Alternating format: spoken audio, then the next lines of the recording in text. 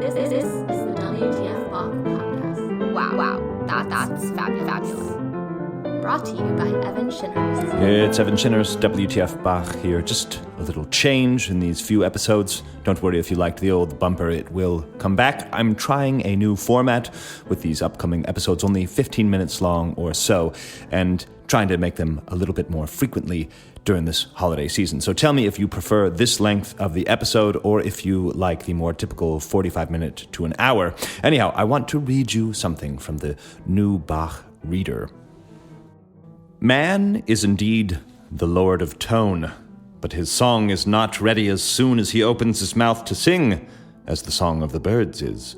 He must first add poetry to his inarticulate song, or learn a song from others. To the extent that he does the former, often and skillfully, he is called a composer. If he wishes to become great and famous, he must possess, in addition to knowledge of rules already discussed, all the powers of understanding in considerable degree. He must be able to think deeply and in intricate combinations. To be convinced of this, just look at the chorale published in copper engraving by Bach, who has now been received into the choir of angels. Vom Himmel hoch, komm her. I cannot persuade myself that the most difficult demonstration in geometry requires much deeper and more extensive reflection than this labor must have demanded. That is a little paragraph by Johann Michael Schmidt in 1754, and I've given you a clue as to the subject of the next several mini-episodes. What is this piece referenced? Well, if you have dark spots in your knowledge of Bach, like I do, and I assume we all do, you keep hearing about these pieces that are clearly important. They're referenced again and again in the literature, but for whatever reason, we don't know that piece as well as we should. And I think that this may sum up these variations. Bach's late works, many of which he bothered to have published, most of them are theoretical works of music. So he's sort of making the constraint tighter and tighter, winding the limits even smaller and smaller to see in what sort of constraint he can compose. We have first the Goldberg Variations. Those are 32 variations on a single bass line in which 9 canons appear, all at different intervals. The first canon at the unison, the second at the second, the third at the third, etc. As if that wasn't enough of a constraint, we know from some recent episodes this season that Bach then penned 14 additional canons on the back of his own copy of the Goldberg Variations that use only the first 8 notes of the same bass line. So he's, again, closing the constraint a little bit more. Then we have the Art of Fugue, 14 massive fugues based on one single theme, one little cell that turns into many different animals. And that was indeed the entire first season of the podcast. I often say this to those of you just joining.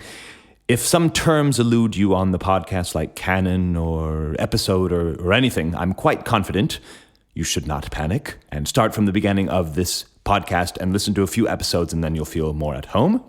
Anyways, going on, we have the musical offering, which is essentially the same idea, a massive amount of music generated from a single melody.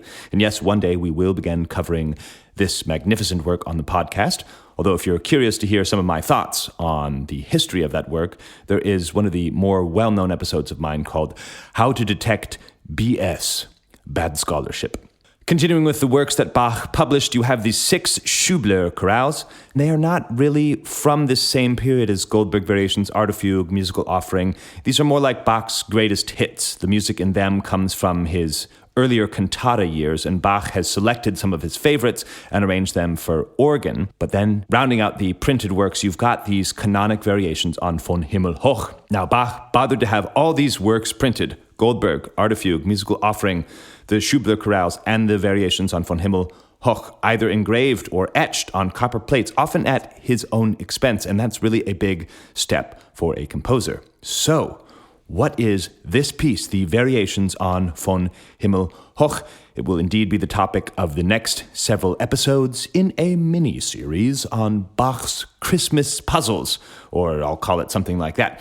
We are going to discuss the structure, the history, everything we can about these lovely late variations for organ on the Christmas tune Vom Himmel hoch, da komm ich her. Join WTF Bach as he guides your mind through a contrapuntal journey. Today, we're here with the WTF Bach podcast. Now, I've probably mentioned on this podcast the Mizler Society for Musical Sciences. Mizler, M-I-Z-L-E-R. Musical science. Doesn't that sound like something Bach would belong to? This was like a Mensa club for the members of the composing elite in Leipzig. Mizler, an interesting man. He knew Bach. He was highly interested in pushing around the latest theories on music. He had a publishing business, so he began circulating papers under the title Neue Offnete Musikalische Bibliothek, the new public or open access musical library. This became the periodical of the Mizler Musical Society. He was trying to encourage discussion among the society's members, many of whom are well known to you, such as George Philipp Telemann, George Frederick Handel, Gottfried Heinrich Stützl. If you're familiar with the notebooks for Anna Magdalena Bach and W.F. Bach, that name is familiar. It frequently appears, Stützl. And joining the society as the 14th member, not by accident, as 14 was his number, J.S. Bach. Leopold Mozart, father of Wolfgang, was invited to become the society's 20th member, but apparently he declined. Anyhow, Bach joined the Mizler Society of Musical Sciences in 1747, and we can thank the portrait that we all know, the famous one in which he's holding the piece of paper, to this society, for each member of the society was required to submit his portrait in oil. And he also had to submit a yearly work. This was part of the duties, so to speak, to belong to the society. So in his first year, Bach submitted the business card he's holding in the photo. Check out the video I have on that, just in case you missed it. It's the Canon Triplex, it's known as. It comes from the Canonic Variations that we covered earlier. It's 3 lines of music. Each line is turned upside down, and they work with each other to create a 6-voice perpetual canon, and that is the little piece of paper he's holding in his portrait, and that is all due to the membership in this society. He also submits these Canonic Variations that we are going to study that first year. Then, the next year, 1748, Bach gives the society the musical offering. And in 1749, well, Bach was readying the Art of Fugue, most probably for submission to the society, but fate would not allow it. He went quite blind and he died the next year in 1750. But it's pretty neat. Bach joins as number 14 to Mizler's German All-Stars. Someone send me, a jersey, number 14 on the back, German All-Stars, Mizler Society or something. And anyways, Bach in his rookie year gives the Canon Triplex, that business card, and these variations. So now we've heard the reason for these pieces. Let's look at some of the musical background. Well, a good place to begin would be the title page. It is a very elaborately decorated title page. I will put the image of the title in the episode description so that you could see what a 1747 album cover looked like. The title reads, Einige kanonische Veränderungen über das Weihnachtslied Vom Himmel hoch, da komm ich her, vor die Orgel mit 2 Klavieren und dem Pedal von Johann Sebastian Bach. That translates to a few canonic variations on the Christmas hymn, or Christmas song, From Heaven High, I Come From There, or often translated as From Heaven High to Earth I Come. It says, for the organ with 2 manuals and pedal by Johann Sebastian Bach, and then he writes his title, Royal Polish and Electoral Saxon Court Composer, Kapellmeister and Director Chor Mus Lips, so director of the Chorus of Music of Leipzig, Nuremberg. That's where it's published, in Nuremberg, published by Balthasar Schmidt, and then it has a Roman numeral number 28. So that's the title page. It's going to be some canonic variations, so variations that make use of canon, for an organ with 2 manuals and a pedal board, and it's going to be based upon the Christmas tune, Vom Himmel hoch. Now, we translate Vom Himmel hoch in English frequently to From Heaven I Come to Tell, or From Highest Heaven I Come to Earth, or From Heaven Above I Come to Earth. But the more literal translation, Vom Himmel hoch, da komm ich her, is From Heaven High, from there I come. Anyways, you may be able to guess what that's about, seeing as it's a Christmas tune. I will now read the Catherine Winkworth translation into English, probably the famous one you know if you grew up in church. From 1865, she translates the German to, "From heaven above to earth I come, to hear good news to every home. Glad tidings of great joy I bring, whereof I now will say and sing. To you this night is born a child of Mary, chosen mother mild. This little child of lowly birth shall be the joy of all your earth." And there are 15 verses of this. And this song belongs, in fact, to our man Martin Luther. It first appeared in what is known as the Klugsches Gesangbuch in 1535. And it is titled there, Ein Kinderlied auf die Weihnacht Christi. So a children's song for the Christmas, for the birth of Christ. And when Martin Luther wrote it, his children would have been just old enough to sing it. So people actually imagine that Luther had composed these 15 stanzas of Christmas text sort of as a staged scene with different characters coming in and out, sort of like a 500-year-old Christmas play for the family. Anyhow, when the tune appears in 1535, it is not the tune we know today. No, it's actually the only instance of what we call a contrafactum. Now, contrafactum is a fancy word for taking a melody and writing a new text to it. We can think of Twinkle, Twinkle, Little Star and the ABCs. We could say, oh, yes, well, don't you know that the ABCs is just a contrafactum of Twinkle, Little Star? Indeed, you'd be correct.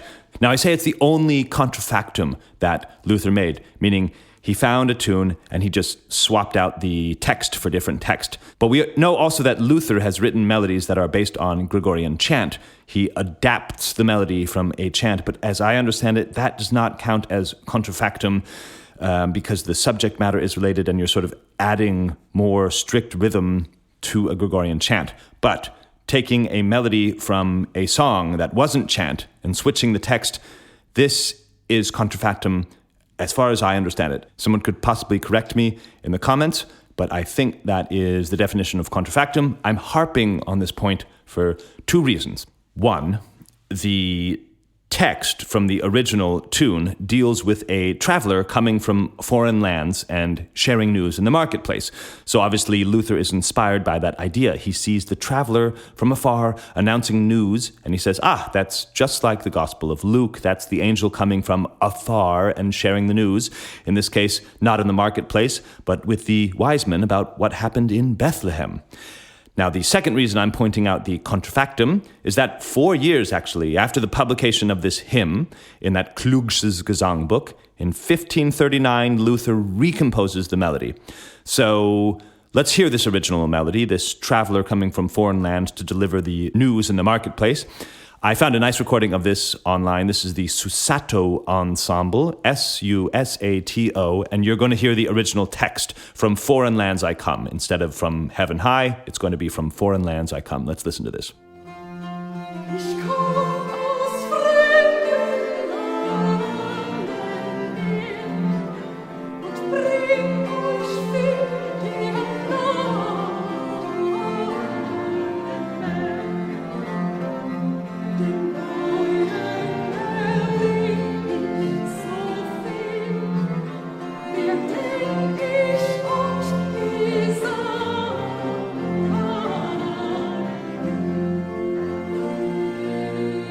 So that's the original tune, and Luther wasn't happy with this contrafactum, as I said, because in 1539 we get the first appearance of the melody that Bach will eventually set. And I like what Luther has done here. He's had about 4 Christmases now with his family, singing this text, "From heaven high I come down to earth." But the original melody, as we've just heard, this initial leap of the melody, Vom Himmel, hoch, it doesn't really reflect coming down from heaven. So Luther engages in some nice word painting. It starts on the highest note, and it goes down. It goes down from highest to earth. So that's like a nice little usage of word painting made by Martin Luther 4 years after the original publication. Now, here is the setting of the new melody written by Luther now, this time instead of the contrafactum, by Michael Praetorius. This was a German composer who lived shortly after Luther from 1571 to 1621. So he died a few generations before Bach was born. And here is how Praetorius sets the 1539 Martin Luther melody.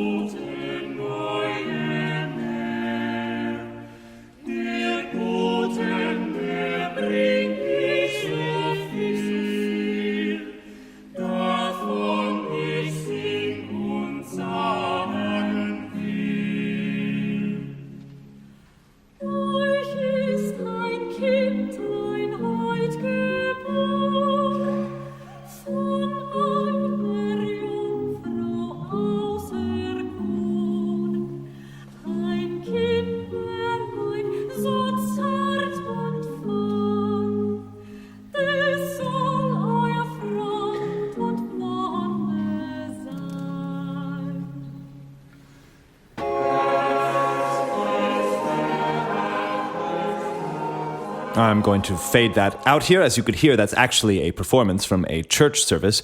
The singers were from the Cantus Thuringia and Capella. But like I say, it's really performed in church. We could possibly imagine what going to church would have been like in the year 1600 around Christmas, near Erfurt or Weimar. You're probably going to be singing the tunes like this. These are the chestnuts roasting on the open fire song. And now we pump Santa Baby through every mall throughout the world. So it goes. Here is the final thought I want to leave you with in this first of many episodes on these canonic variations. It's the shape of this melody and why Bach probably found this melody attractive. It has to do with the relationship of the bass line to the Goldberg Variations. Here's a few episodes back, we covered the 14 additional Goldberg canons, and that canon in 6 voices, the triple canon, the one Bach is holding in the picture, you all know, is based on these 8 notes.